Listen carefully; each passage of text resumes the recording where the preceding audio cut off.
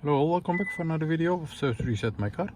Today I'm going to show you how you can get rid of the service indicator of a Hyundai Tucson 2017, and we have an indicator over here that says that the service is required, and I'm going to show you in this video how to get rid of this indicator. Okay, let's start right away. First of all, we're going to use the right side of the steering wheel. Press this.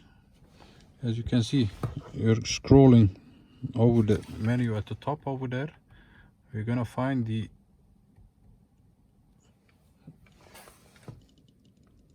not the last one before that.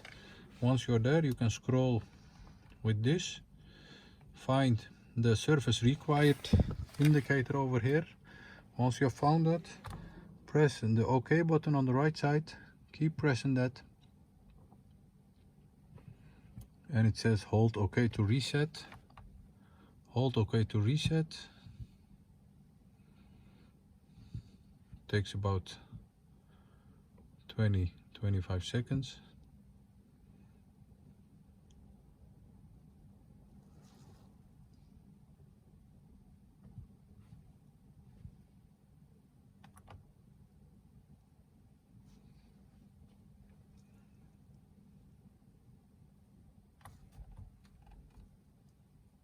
As you can see, so the trick is when it says hold OK, release and press the OK button and hold it for about 3 or 4 seconds.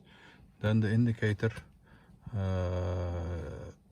is gone back to the required surface, and it says now 30,365 days for the next surface. So once again, ignition on, menu button over here, find the